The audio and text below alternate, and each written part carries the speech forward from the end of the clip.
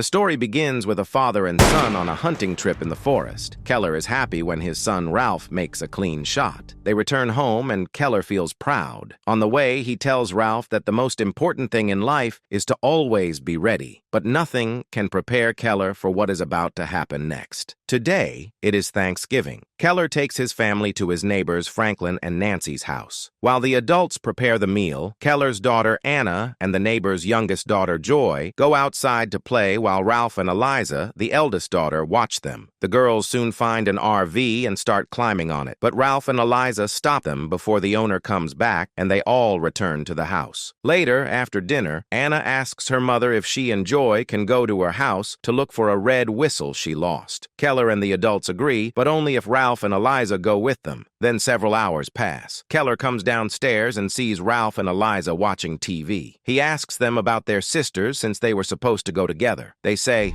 "No, what are you talking about?" We haven't seen them since we ate. That's right. Keller runs to his house to search but cannot find them anywhere. Next, everyone becomes alarmed. They try to think of places where the girls might be, but there is no sign of them. Ralph then remembers the RV they saw earlier, so they all rush there. When they arrive, the RV is already gone. Now Keller has no choice but to call the police. Meanwhile, Detective Loki hears about the case from dispatch. Soon, officers spot the RV near a gas station. The man inside tries to escape but crashes into a tree and police arrest him. Loki asks him where the girls are, but he does not respond. Show me those girls! Show me where you put those girls, huh? You show me where those girls, they're in the woods? You put them in the woods? Later, the man is identified as Alex. He is developmentally disabled and has the IQ of a 10-year-old. After hours of questioning, he still denies seeing the girls. You don't recognize these girls? I didn't see them. May I sit down? Why was the RV parked outside the house? I went for a drive.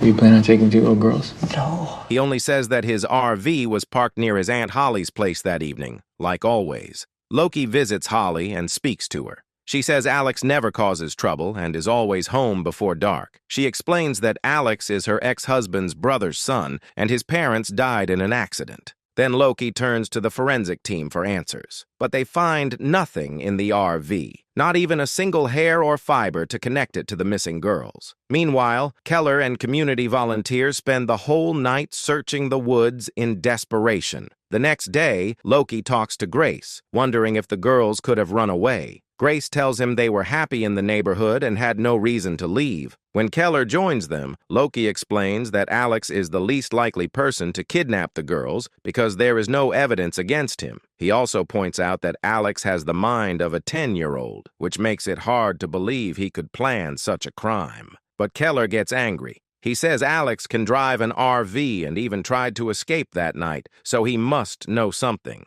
Loki calms him down and says Alex is still a suspect, but they also need to search for other possibilities. Loki reminds him that he has solved every case before and promises that he will find the girls. Before leaving, Keller begs Loki to keep Alex locked up until the girls are found, but Loki does not make any promises. Later, Loki meets with the police captain, Richard. He asks if they can hold Alex longer, but Richard says the 48 hours are already over. He explains that keeping Alex would be illegal and tells Loki to find another way to solve the case. So Loki decides to question sex offenders in the area. After a long day of interrogations, Loki visits a priest. He finds the man drunk and lying on the floor. Loki steps inside and searches the house. He discovers a hidden basement and climbs down. There, he finds a corpse tied to a chair. Shocked, Loki drags the priest and demands answers. The priest explains that the man once confessed to killing 16 children, so he killed him.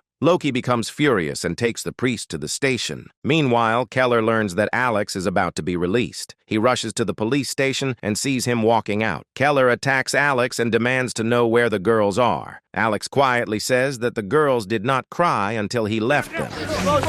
They didn't cry until I left them. What did you say? No! Before Keller can ask more, officers pull him away and take him into custody. Next, Richard meets Keller. He says he understands his frustration and lets him go. Keller insists that Alex knows something and repeats what Alex told him. Loki hears this and goes to Holly's place to confirm. He asks Alex directly if he said anything to Keller, but Alex denies it. Back at Keller's house, Grace breaks down in tears over their missing daughter. Keller gives her medicine to calm her down. Watching her, Keller feels crushed. He decides to take matters into his own hands. He drives to Holly's place and waits for Alex. Soon, Alex comes out with his dog. Keller listens and hears him singing a children's song that Anna and Joy used to sing. Keller steps out with a gun and confronts Alex, demanding to know where he heard that song. Alex. That song. Where'd you hear those words?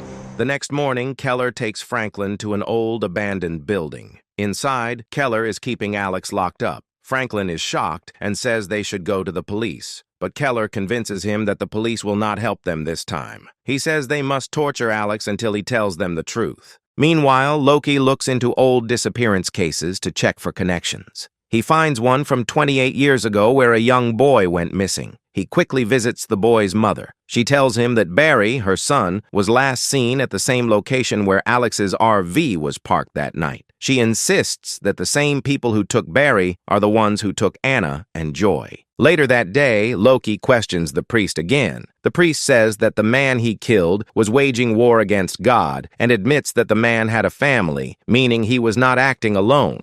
He took them in daylight. More than one child at a time. Did he say he was with anybody? He said he had a family. Loki becomes frustrated because this still gives him no solid lead. Meanwhile, Keller spends the whole day beating Alex, demanding answers about what he meant when he said the girls cried after he left them. Keller does not want to torture Alex, but he is convinced that Alex knows something. Every second feels like his daughter is in more danger, yet Alex stays silent. Keller threatens to use a hammer, but Alex refuses to speak. Next, 4 days have passed since Anna and Joy disappeared, and there is still no clue about them. That night, the neighbors hold a candlelight vigil. At the vigil, Loki notices a hooded man acting strangely, avoiding eye contact. Loki follows him through the crowd. Then the man runs away. Loki chases him through the neighborhood, but loses him on the highway. Soon after, the police ask the public to report any sightings of the hooded man. Keller and Franklin confront Alex again, convinced he knows the truth about this new suspect. Meanwhile, Loki discovers that Alex never came home for a few nights after walking his dog. Loki grows furious because Richard had promised that Alex would stay under surveillance. Later, Loki receives a call from a supermarket worker. She explains that the hooded man is a regular customer who always buys children's clothes, but cannot be tracked because he only pays with cash. He comes in here every week almost and buys kids' clothes, but he's always buying stuff in different sizes. What do you pay with? Cash. That night, Franklin returns home late as usual, and Nancy asks where he has been. Unable to hide it anymore, Franklin admits that he has been with Keller, interrogating Alex their own way. Nancy insists on seeing Alex herself, so she goes with Franklin and Keller to the building. She finds Alex badly injured and asks him about her daughter. Hoping to gain his trust, she unties him, but Alex attacks her and tries to escape through the window. Keller grabs him and ties him up again. Then Keller builds a wooden prison so that no light can enter. He is ready to go to any length to get his daughter back. Franklin is disturbed and says the method is too cruel, but Keller argues that time is running out since it has been 5 days. Franklin tries to free Alex, but Nancy stops him, reminding him that their daughter could be suffering even more. You're not gonna help Keller, but we won't stop him either. Let him do what he needs to. We don't know about it anymore.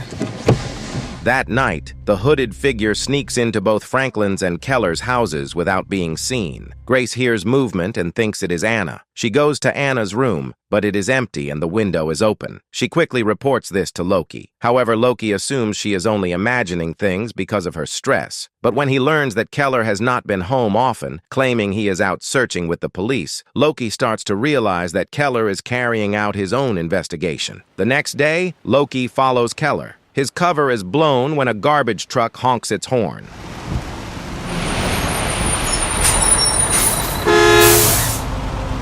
Go around.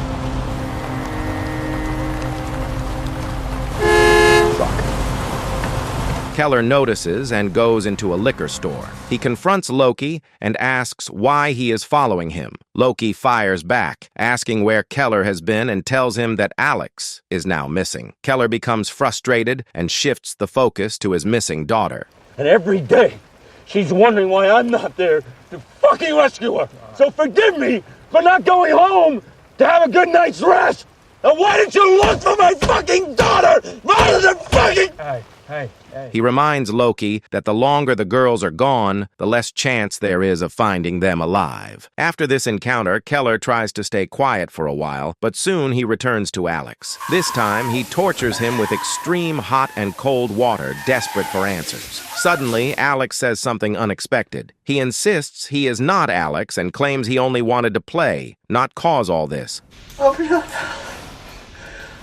not out. What?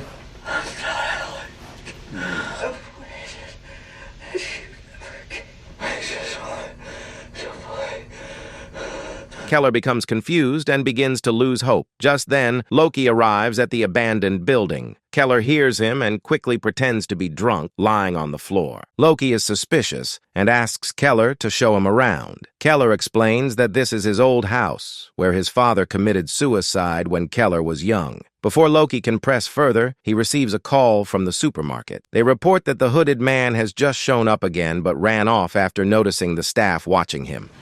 The guy that you were looking for was just here. He saw me watching him and ran. Loki rushes to the supermarket, unaware that he was just moments away from finding Alex. Keller feels relieved, but knows he must act fast before Loki questions him again. Meanwhile, Loki tracks the license plate of the hooded man and identifies him as Bob. Loki finds him at his house and demands to know why he ran away at the vigil and why he keeps buying children's clothes. Bob tries to escape, but Loki tackles him and arrests him. Loki then calls for backup and searches the house. Inside, he finds the walls covered with drawings of complex mazes. In a back room, he discovers crates filled with maze books, snakes, and bloody children's clothing. In one crate, he also finds papers with a disturbing note saying, "If you finish all the mazes, you can go home." Later, Loki brings Franklin, Nancy, and Keller to the station to identify the clothing. Some of the bloody clothes clearly belong to Anna and Joy. The parents are crushed with anger and grief, believing this may mean the girls are dead. Later that day, Loki sees Bob drawing more mazes in his cell. Loki loses his patience and demands to know what he is drawing. Bob stays silent, so Loki lashes out. The other officers rush in to stop him. During the chaos, Bob grabs one of the officers' guns and kills himself. On the other side of town, Keller finally makes some progress with Alex. Alex tells him that he will find the girls in the maze. Keller tries to push for more details, but Alex repeats the same thing and says nothing else. Desperate, Keller goes to Holly's house to learn more about Alex and the missing girls. Holly explains that her own son died and that she and her husband later adopted Alex. She says Alex had a terrible accident with snakes, which traumatized him and left him mentally disabled. My husband kept snakes. Well, it wasn't that bad what happened, but Alex had a fear of them. That is why he has difficulty communicating. While Keller listens, he reads in the paper that Bob has committed suicide, and he grows furious. Meanwhile, Loki feels the pressure mounting. He cannot connect the pieces of the case, and everything keeps getting more confusing.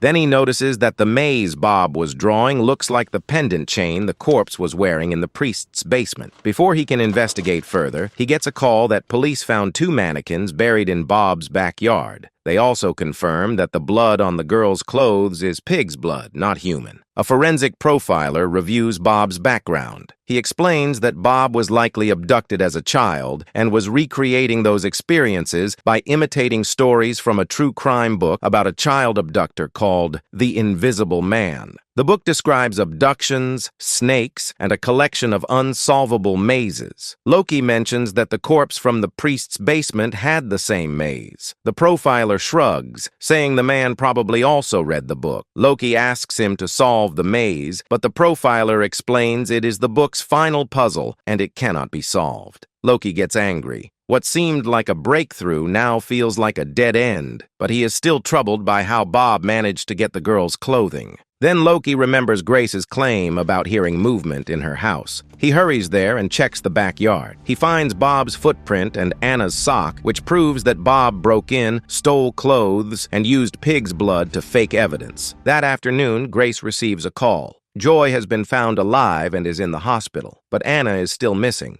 Everyone rushes to the hospital. They ask Joy what happened. She is heavily drugged but begins to cry. She says that Keller was there. Keller is stunned and quickly leaves the room. You were there.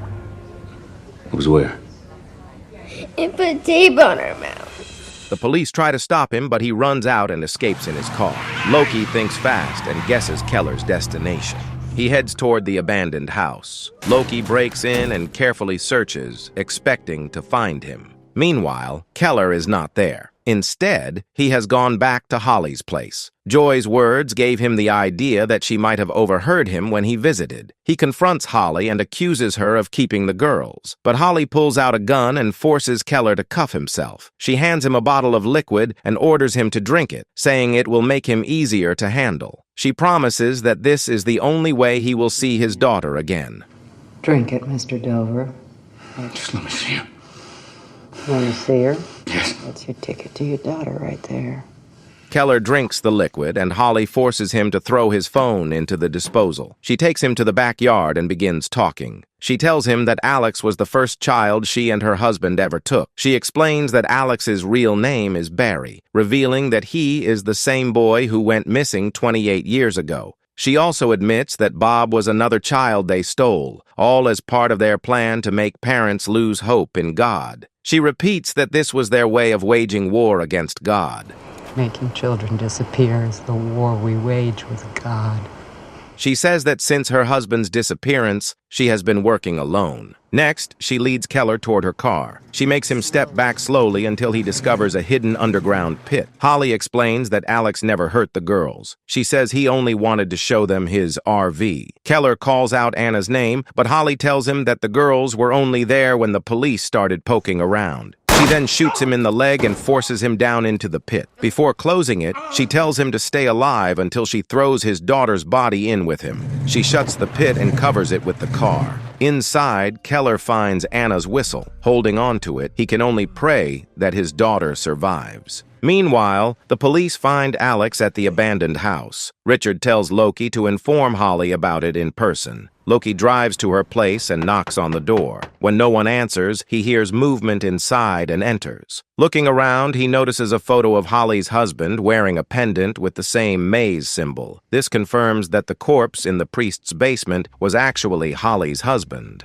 Loki immediately realizes the truth. He moves carefully through the house and soon finds Holly trying to inject Anna with drugs. Loki orders her to stop. Instead, she pulls a gun and shoots him in the shoulder. Loki reacts quickly and fires back, killing her. Then Loki carries Anna to the hospital. He arrives just in time to save her life. The next day, Alex is reunited with his family, but Keller is nowhere to be found. Both families visit Loki to thank him. Grace stays behind and quietly asks what happened to her husband. Loki says he will find him, but admits Keller will likely go to jail. Grace tells him that Keller is a good man, and he only did what he did to save the girls. He did what he had to do to find Anna, and I thank God for that. He's a good man. That night, Loki returns to Holly's house to check on the forensic excavation. The team explains that the ground is frozen and it will take weeks to finish. After they leave, Loki lingers in the silence. Suddenly, he hears a faint whistle. He follows the sound and realizes it is coming from beneath the car. The story ends with the suggestion that Keller will be found. He risked everything and endured terrible suffering to save his daughter. In the end, it is his daughter who saves him with the very whistle that started their nightmare.